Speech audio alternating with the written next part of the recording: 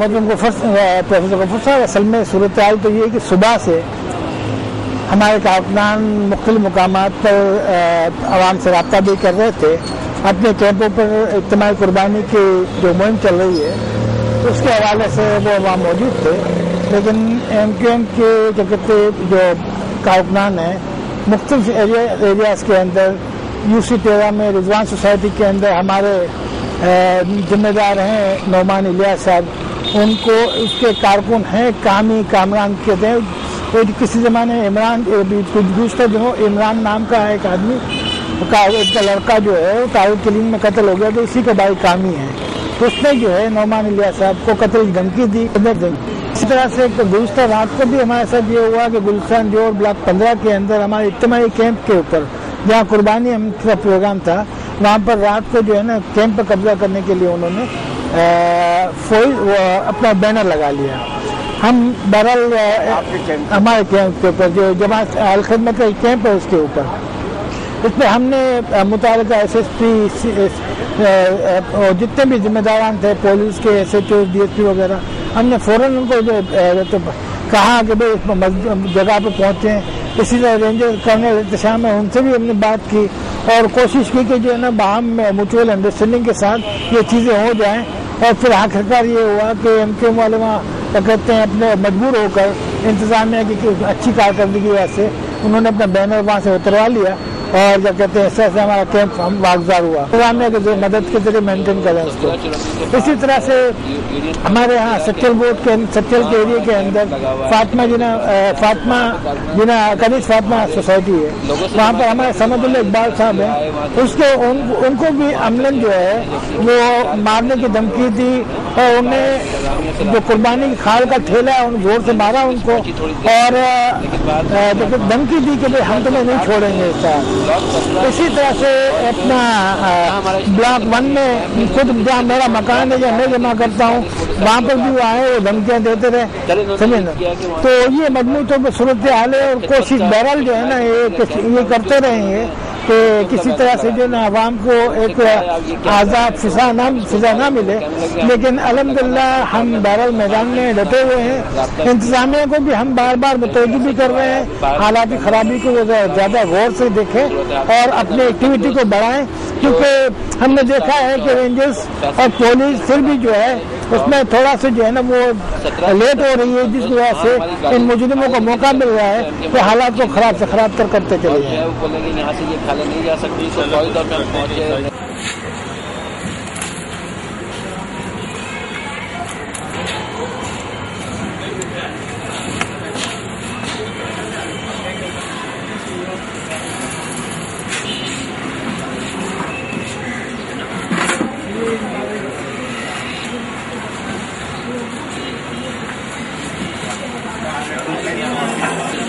Town government के तहत हमारी यूपी में 2 जगह जो है के नाम से इन्होंने जगह जगह बैनर्स लगा दिए اور اس میں گورنر صاحب کا یہ کہا کہ گورنر صاحب کی ہدایت پہ صفائی اور اس کے حوالے سے ہم جو ہے اجتماعی قربان گاہ مختلف مقامات پر لگائے جا رہے ہیں، اور وہ لوگوں سے یہ کہا انہوں نے کہ آپ جو ہے وہیں پر قربانی کریں اور جو ہے دیگر جگہوں پہ کرنے کی اجازت نہیں ہے، اور یہ اس کو لاؤڈ اسپیکر کے ذریعے موبائل اس پہ جو ہے انہوں نے مطلب بات بھی کی ہے، لوگوں سے اناؤنسمنٹ بھی کی ہے، اور جگہ جگہ قصائی وغیرہ جو کام کرتے ہیں پرائیویٹلی وہاں ان کی شاپس پہ گئے اور ان سے یہ کہا کہ جو ہے یہاں پہ قربانی نہیں ہوگی، آپ جہاں ہم نے قربانی گاہ بنائی ہے وہاں پہ۔ اس پر ہمارے سابق ایم پی محترم جو ہے یونس بارائی صاحب نے اعلیٰ اقتدار کے لوگوں سے جو ہے رابطہ کیا، پولیس اور دیگر لوگوں رینجرز سے، اور فوری کارروائی کا مطالبہ کیا کہ اس طرح سے ہراسمنٹ پھیلا کے اس شہر میں اور خاص طور پہ اس یو سی میں پچھلے سال ایک تلخ واقعہ ہو چکا ہے کہ مسلح تصادم کے نتیجے میں ایک شخص جو ہے مارا گیا تھا، تو اس طرح کے حالات نہ پیدا ہو جائیں دوبارہ، اس لیے ہم نے ایجنسی سے مطلب رینجر سے اور جو ہے پولیس سے رابطہ کیا، انہوں نے وہ بھی فوری طور پہ جو انہوں نے جو ہے گشت کیا ہے اور انہوں نے یہ اطمینان دلایا کہ کوئی ایسی چیز نہیں ہو سکے گی، لوگ جو ہے والنٹریلی اگر اپنا کام کریں گے تو ہم ہیں، اور ہم میں کوئی کمپلین ہو تو کیجیے۔ تو اس وقت گلشن زون جو ہے ہمارا ہے، یہ اس میں تو اس وقت تک کبھی کوئی ایسی ہمیں اطلاع نہیں ہوئی ہے، لیکن حفاظت کی طور پہ جو ہے ہم نے یہ کیا ہے کہ اپنے ساتھیوں کو بتایا فوری طور پہ اگر کوئی ایسی چیز ہوگی تو ہم آگے جو ہے اپنی بات کو بڑھائیں گے۔ تو وہ ختم کر دی پھر انہوں نے؟ نہیں، جو لوکل گورنمنٹ کے تحت بنایا تھا وہاں پہ انہوں نے ختم تو نہیں کیا، لیکن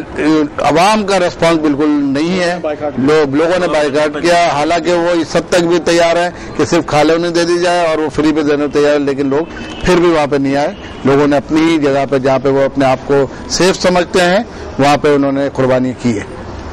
یہ صورتحال ہے اب تک کی، لوگوں میں سوچ پیدا ہو گیا ہے۔ جی، اور کئی جگہ ایسا ہوا ہے کہ لوگوں نے جو ہے ڈٹ کر بات بھی کی ہے،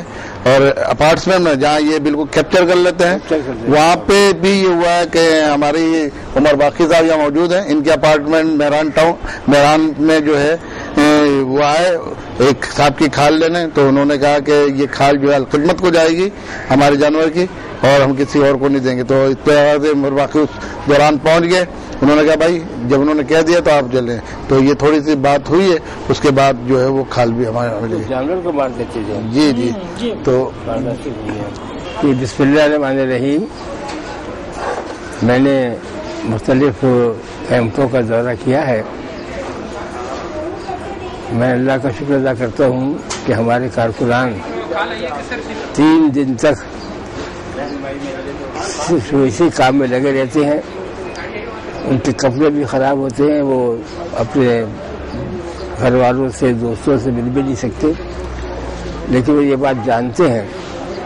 کہ ان 3 دنوں میں جو قربانی کھانے جمع ہوتی ہے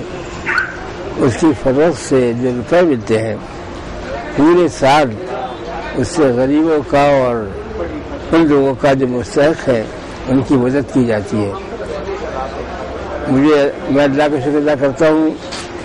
کہ ہمارے حسابات کا باقاعدہ آڈٹ ہوتا ہے اور آڈٹ کی رپورٹ ہم شائع کر کے تسلیم کرتے ہیں، ہمیں بتاتے ہیں کہ ہمیں چند قربانی کی فروخت سے کتنے روپے ملے اور وہ کس طریقے سے صرف کیے گئے۔ ظاہر بات ہے کہ عوام کا اعتماد ہمیں حاصل ہے، وہ یہ بات جانتے ہیں کہ جو یہ کام کر رہے ہیں وہ محض اللہ کی خوشنودی کے لیے اور خلق خدا کی بہبود کے لیے کر رہے ہیں۔ میں کارکنان کے حق میں دعا کرتا ہوں کہ وہ اتنی بڑی قربانی دے کر اپنی اس عید کے موقع پر بھی اپنے دوستوں سے عزیزوں سے ملنے کے بجائے اس کام میں لگے رہتے ہیں، اور ان کے چند دنوں کا یہ کام پورے سال مستحقین کی مدد کرنے کے لیے کام آتا ہے۔ اللہ تعالیٰ ان کو اجر عظیم عطا کرے اور اللہ تعالیٰ ان کی ان کوششوں کو قبول فرما دے، آمین۔ بہت شکریہ۔